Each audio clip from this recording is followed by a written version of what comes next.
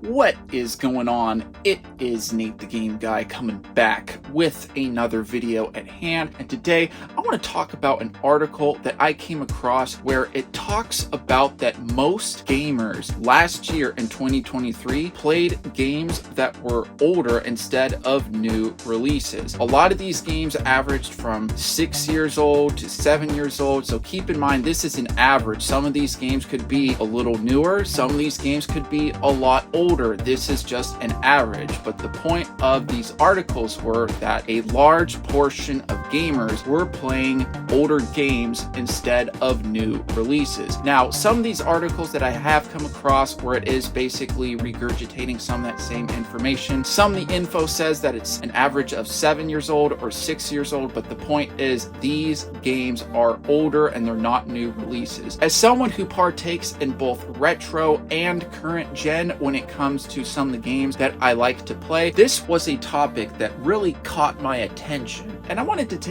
talk a little bit about it in this video. So without further ado, let's jump right into this video's topic, take a look at kind of what's going on, share a few of my thoughts right after the intro.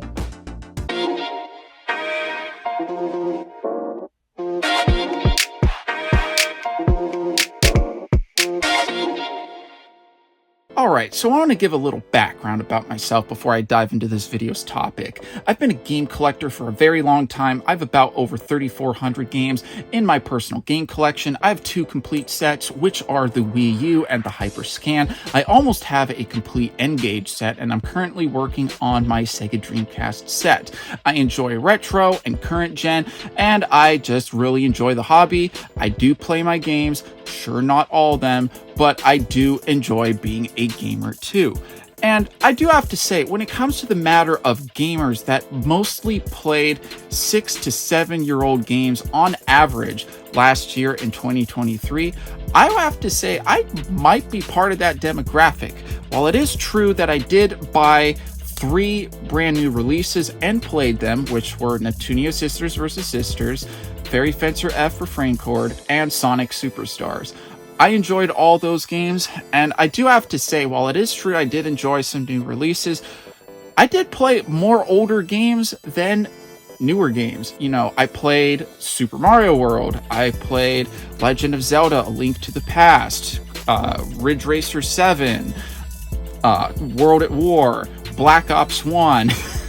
You get the point. I've played more older games than newer games. Of course, I could continue the list, but I don't want to make this a super long video. But I do have to say, for the most part, I do consider myself to be relatively part of that demographic. Not fully because of the 3 games, as I mentioned before, which I bought and played, but for the most part, I do have to say I consider myself to be part of that demographic. So I do have to say, I do want to take a look at some of the pros and some of the cons when it comes to playing older games and playing some of these newer games, because I think that's a really important thing to consider when it comes to this topic. Alright, so let me talk about new games for a moment. You know, as someone who plays current gen and plays old school stuff, like all the time, you know, I do have to say, I feel like a lot of new releases just aren't really that entertaining. They don't provide that much value. They're not that much fun. You know, these games will come out at $70, a lot of them, especially if they're AAA releases. And, you know, I really have to ask, like, what are these games providing to me that I think is worth $70? And it's not that I'm broke or I just can't afford it. It's just kind of like, what am I paying for? You know, an unfinished game that has a lot of copy and pasting from the previous title will need a lot of patches to get the game up and running, like within several months. The game will most likely drop in price anyway later down the line. There's a lot of microtransactions. It's just kind of like, you know, what are these new titles providing to me as the person who's like, you know what, I want to go buy myself a new game and play a new game? Like, what are these new games providing to me? And I'm not saying that all new games are bad. As I've mentioned from before, I picked up Neptunia Sisters vs. Sisters, Fairy Fencer F Refrain Chord, and Sonic Superstars all on day one, and I've enjoyed them all.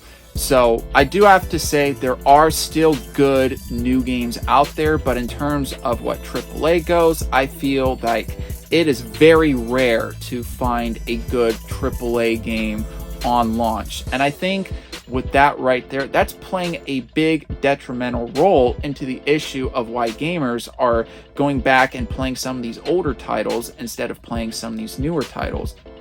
Of course, it is nice to see a new game look all shiny and pretty and run smoothly and all that stuff. And of course, the argument could be made that indie games are still worth playing and are still fun. And yes, I can vouch for that. But I will say, in my opinion, it's the AAA titles that I believe gets to the eyes of gamers first, whether you like it or not. I know, but unfortunately, it's the AAA titles that put a big opinion and influence an opinion when it comes to some of these newer games that come out. And if a lot of people are just seeing that these newer titles just aren't that good, I can't really blame them for going back and playing some of these older titles.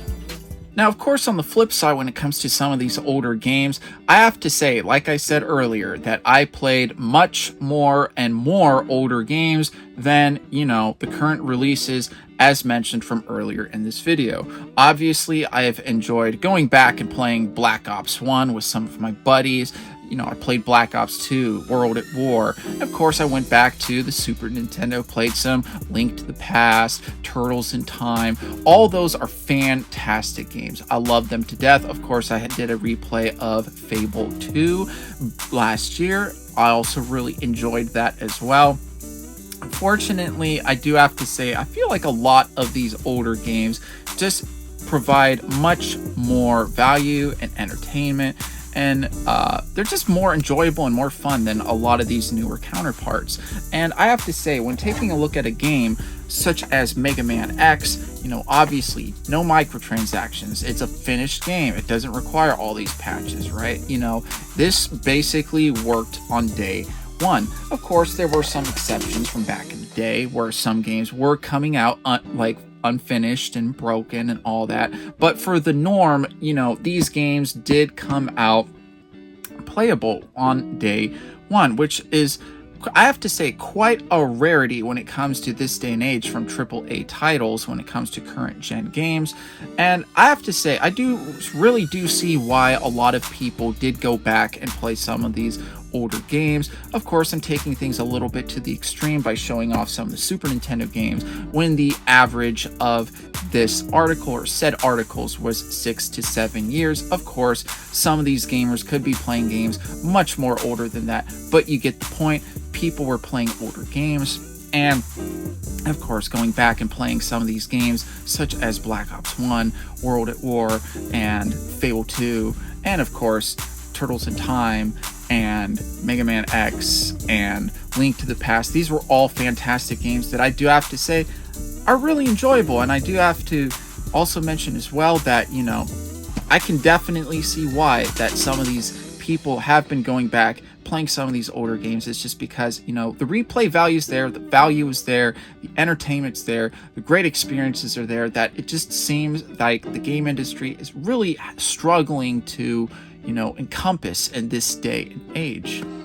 So what do I think of this whole situation? I think it basically shows where we're at in the current times of modern day gaming. Of course, as I've mentioned plenty of times, there are exceptions that there are still a ton of great brand new games that do come out.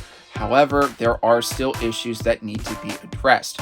Of course, I also believe where we're at during the times with everything going on in the world and how people are kind of cutting back on their spending and all that stuff is also playing a role into why many people are going back and playing some of these older games.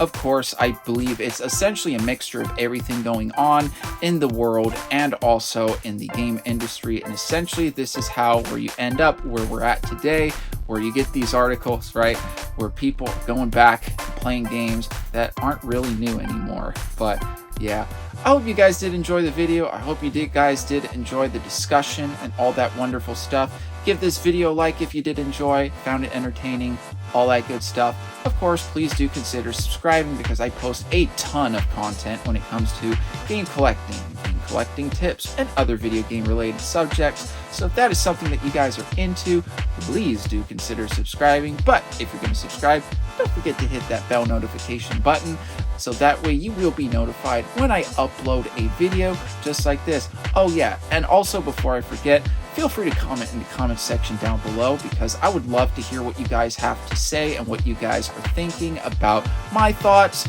These articles basically saying what's going on with gamers these days, going back, playing some of these older games. I'd love to hear from you guys, see what you guys have to say.